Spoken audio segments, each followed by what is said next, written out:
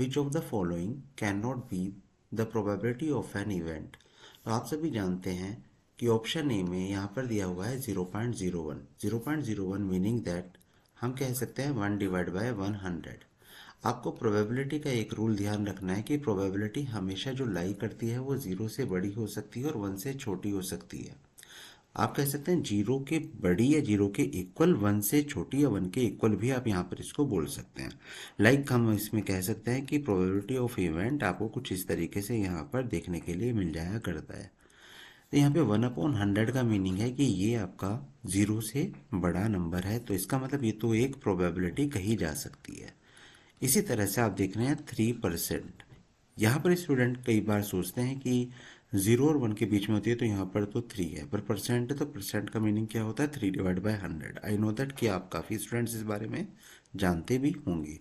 इसका मतलब यहाँ पर बी ऑप्शन भी आपका प्रोबेबिलिटी कही जा सकती है। 16/17 हमेशा डेनोमिनेटर आपका न्यूमरेटर से बड़ा हुआ करता है, मीनिंग दैट कि ये भी एक प्रोबेबिलिटी है, बट हमें तो चूज़ करना है कि can not be the probability.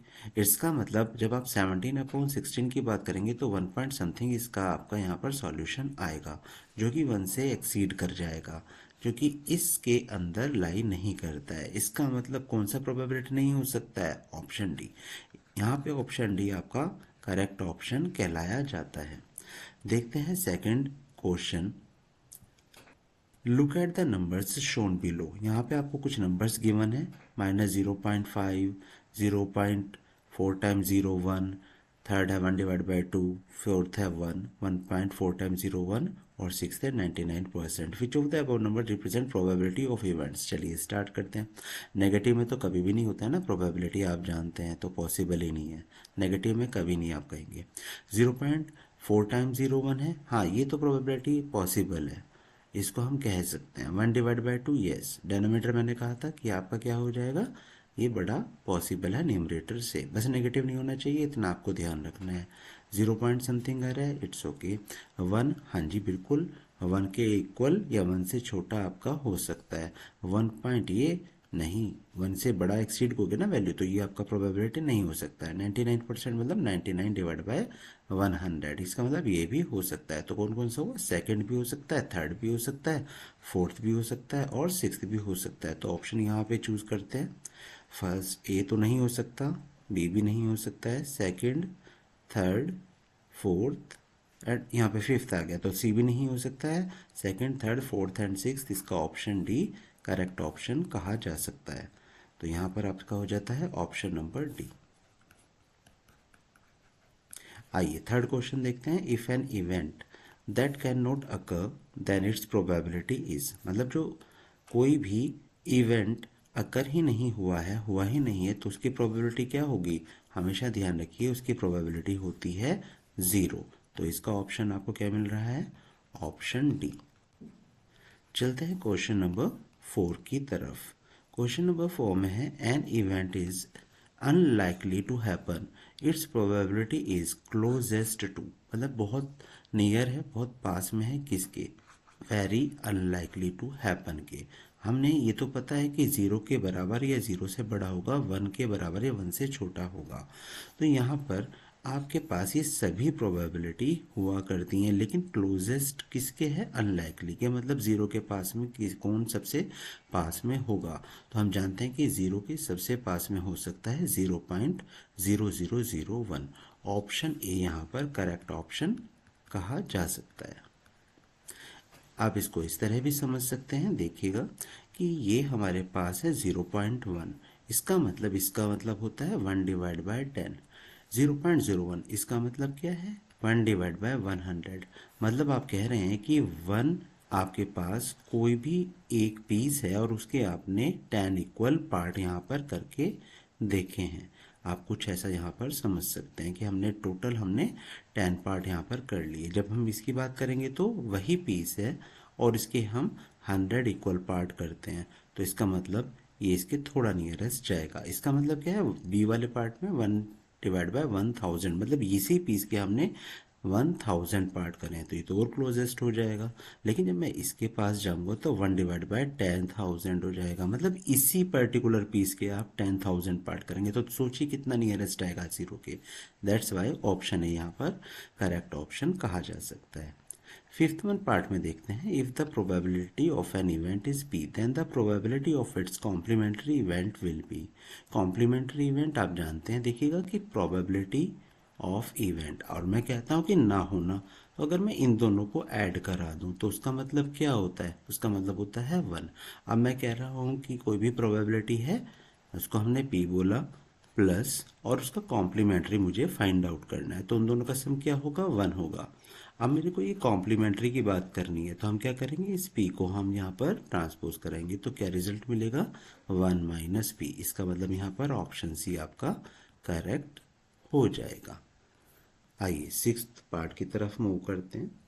Sixth part में आपको ऑलरेडी ऊपर बता चुका हूँ प्रोबेबिलिटी के केस में, तो ये तो आप समझ गए होंगे कि जीरो के बराबर या जीरो से बड़ा, 1 के बराबर या 1 से छोटा ये हो सकता है। सेवेंथ पार्ट को देखते हैं। For an event E P E plus P E bar is equal to x. अभी हमने क्या बोला है आपको कि प्रोबेबिलिटी ऑफ इवेंट और प्रोबेबिलिटी उस इवेंट का ना होना जिसको हम पी ई बार से डिनोट कराते हैं, दोनों का सम क्या हुआ करता है 1। आप इसको एज अ रूल यहाँ पर समझ सकते हैं। तो इसका मतलब क्या हुआ, एक्स का वैल्यू क्या आ जाएगा 1, क्योंकि हमें ये पहले से ही गिवन है। तो हम इक्वेशन 1 और इक्वेशन 2 से हम यहाँ पर क्या कह सकते हैं, from 1 and 2 x is equal to क्या होगा 1 होगा। हमें वैल्यू किसका फाइंड आउट करना है, एक्स क्यूब माइनस 3 का वैल्यू हमें यहाँ पर बताना है। तो आप एक्स को यहाँ पर पुट करेंगे 1 का क्यूब माइनस 3, 1 माइनस 3, तो आंसर आ जाएगा आपका -2। तो this one is your answer -2। आइए एट पार्ट की तरफ चलते हैं। The probability that the drawn card from a pack of 52 card is neither an ace nor a spade. अब आप इसको समझिए, सबसे पहले यहाँ पे कहता है कि ना तो वो एस हो और ना ही स्पेड हो, तो हमें पहले कार्ड के बारे में नॉलेज होनी चाहिए इसके लिए। तो देखिएगा ये आपके पास यहाँ पे कार्ड इस तरह से हुआ करते हैं, आपको ये अपने माइंड में स्टोर करना है कि किस तरह से आपको यहाँ पर दिखाई दे रहा है। टोटल 52 कार्ड्स हैं, 13 कार्ड्स आपको ये ब्लैक कलर में दिख रहे हैं, इसको हम बोला करते हैं क्लब।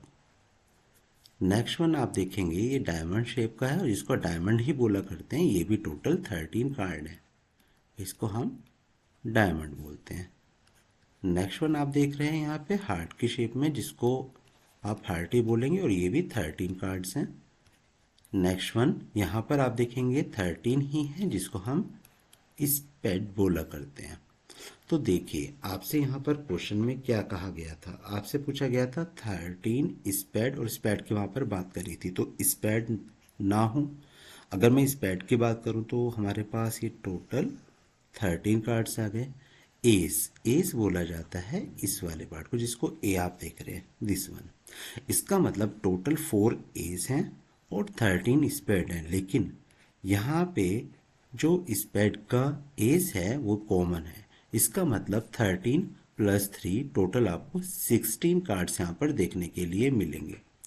लेकिन हमें ये नहीं चूज करने, हमें यहाँ पे जो प्रोबेबिलिटी बतानी है वो इनकी बतानी है। तो हम सबसे पहले क्या करने वाले हैं, एस और स्पेड के लिए प्रोबेबिलिटी फाइंड आउट कर लेंगे। आफ्टर दैट नॉट होने के लिए हम पी प्लस पी बार का यूज़ कर लेंगे। तो देखते हैं इसको हम कैसे सॉल्व करेंगे। आपको किस तरह से इसको नोट डाउन करना है उसको आपको जो है यहाँ पर समझना होगा लैंग्वेज को। तो सॉल्यूशन में सबसे पहले हम लिखेंगे कि हमारे पास जो टोटल कार्ड्स हैं वो हैं 52। आपने देखा था कि 13 प्लस 13 प्लस 13 प्लस 13 आपको देखने के लिए मिला था। तो हम कहेंगे टोटल स्पेड कार्ड्स जो हमारे पास हैं 13। हम कह सकते हैं total S card, total S cards 4 हैं, लेकिन यहाँ पे एक एस आपका ऑलरेडी स्पेड के अंदर इंक्लूडेड है। Here 1 is already included in sped cards. Therefore, total number of cards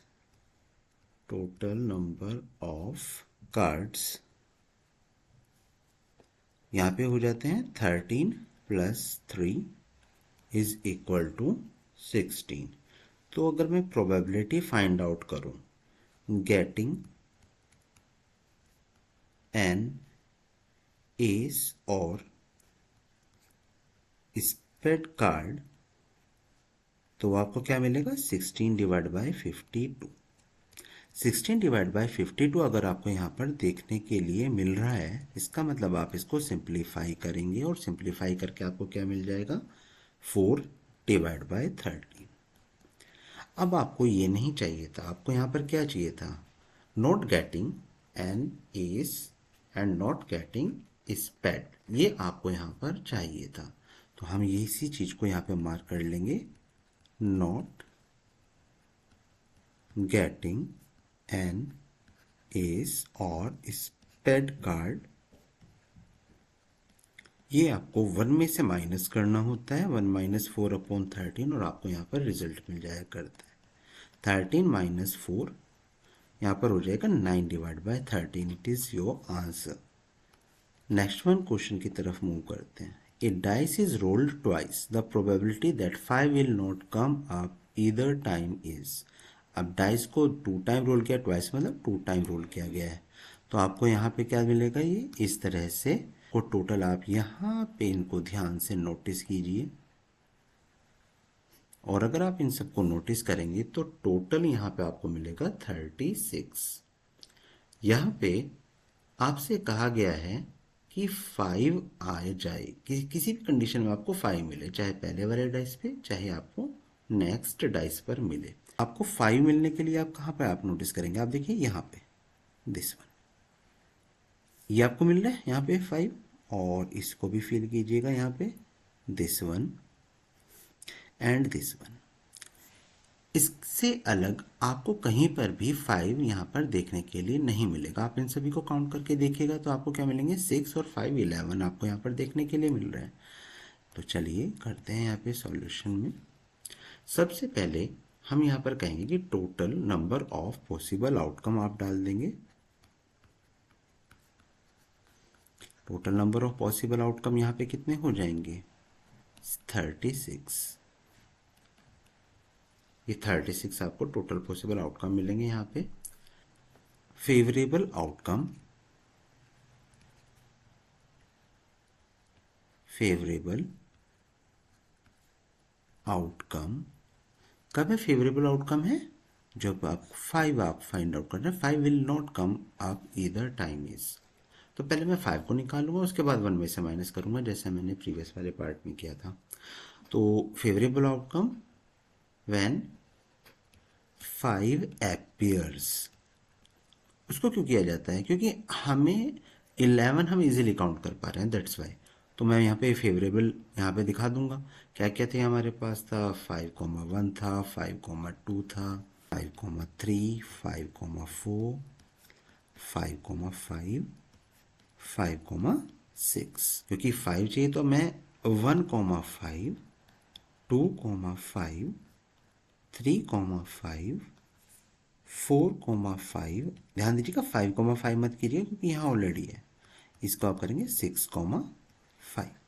देखिए काउंट कर लीजिए 1 2 3 4 5 6 7 8 9 10 11। यहाँ पे जो फेवरेबल आउटकम यहाँ पे आपको मिला है टोटल 11 देखने के लिए मिला है। तो प्रोबेबिलिटी ऑफ गेटिंग अ 5, आपको 5 आने का किसी भी डाइस के ऊपर हो जाएगा 11 डिवाइड बाय 36, क्योंकि हम जानते हैं कि जो इसका फॉर्मूला होता है क्या होता है, favourable outcome divide by total number of outcome. तो यहाँ पे फेवरेबल आउटकम कितना हुआ 11 हुआ। लेकिन हमें क्या फाइंड आउट करना था, हमें तो ये करना है, तो नॉट गेटिंग 5 ईदर टाइम। तो हमने क्या बताया था कि आप 1 में से माइनस कर दीजिए, 1 माइनस 11 डिवाइड बाई 36। यहाँ पे आप इसका एलसीएम ले लेंगे, 36 माइनस 11, और रिजल्ट यहाँ पर आ जाएगा आपका 25 डिवाइड बाय 36। ये आपका यहाँ पर फाइनल आंसर हो जाएगा। चलिए नेक्स्ट क्वेश्चन देखते हैं। क्वेश्चन है, two identical fair dice have numbers 1 to 6 written on their faces. Both are tossed simultaneously. What is the probability that the product of the number that turn up is 12? ध्यान दीजिएगा कि आपको 12 का मिलेगा। फिर से हम अपने डाइस वाले चार्ट पर चलेंगे, जो आपको अपने माइंड में सेट रखना है। आपको प्रोडक्ट 12 चाहिए, तो प्रोडक्ट 12 आपको कहाँ पर मिलेगा? देखिए, प्रोडक्ट 12 मिलेगा आपको यहाँ पर 2,6 में, क्योंकि 2 इंटू 6 क्या होता है? 12 हुआ करता है। साथ ही आपको मिलेगा 3,4, 3 इंटू 4 होता है, 4 इंटू 3 अगर आप करेंगे तो ये भी आपके पास आ जाएगा। 6,2 ये भी आपके पास आ जाएगा। तो ये 4 पार्ट्स मिलेंगे जिसमें आपको प्रोडक्ट 12 देखने के लिए मिल जाएगा। Total number of outcome we know that its 36। तो हम कहेंगे कि favourable outcome, favourable outcome that the product is 12।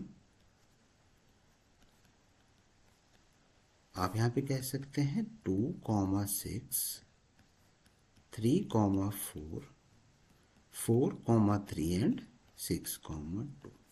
तो प्रोबेबिलिटी हमें किसकी फाइंड आउट करनी है? Getting the product as 12, getting the product as 12 क्या हो जाएगा आपका? 4 डिवाइड बाय 36। सिंप्लीफाई कर दीजिएगा, रिजल्ट आ जाएगा 1 डिवाइड बाय 9। नेक्स्ट क्वेश्चन देखते हैं। नेक्स्ट क्वेश्चन है 11th question, if a card is selected from a deck of 52 cards then the probability of its being a red face card. चलिए फिर से हम चार्ट की तरफ चलते हैं। रेड फेस कार्ड की यहाँ पर बात की गई है। तो रेड फेस कार्ड यहाँ पे क्या होंगे? सबसे पहले तो फेस कार्ड की बात करते हैं। सारे के सारे फेस कार्ड हैं। टोटल 12 फेस कार्ड होते हैं, लेकिन उसने रेड फेस कार्ड की बात करी है, जिसमें हमारे पास ये टोटल 6 रेड फेस कार्ड हैं। तो अब आई होप इतना अगर क्लियर है, तो अब आप इसके क्वेश्चन को भी सॉल्व कर सकते हैं। टोटल नंबर ऑफ कार्ड्स कितने हुए? 52। ये हमें गिवन भी है। और फेवरेबल आउटकम कितना हुआ? फेवरेबल आउटकम यहाँ पे आपको मिले हैं टोटल 6। तो probability of red face card is equal to 6 divide by 52। Simplify करते हैं, 2 3 टाइम्स 6, और इसको हम करेंगे 26। रिजल्ट होगा आपका यहाँ पर 3 divide by 26। It's your answer. चलते हैं लास्ट क्वेश्चन की तरफ। ये बहुत इंपॉर्टेंट क्वेश्चंस थे, जिसमें ये आपका मोस्ट इंपॉर्टेंट क्वेश्चन होता है, the probability that a non leap year selected at random will contain 53 Sunday is. तो देखिए, आप सभी जानते हैं कि नॉन लीप ईयर में जो डेज होते हैं वो कितने होते हैं? 365। आप लिखेंगे total number of days in non leap year, ये होता है हमारा 365 डेज।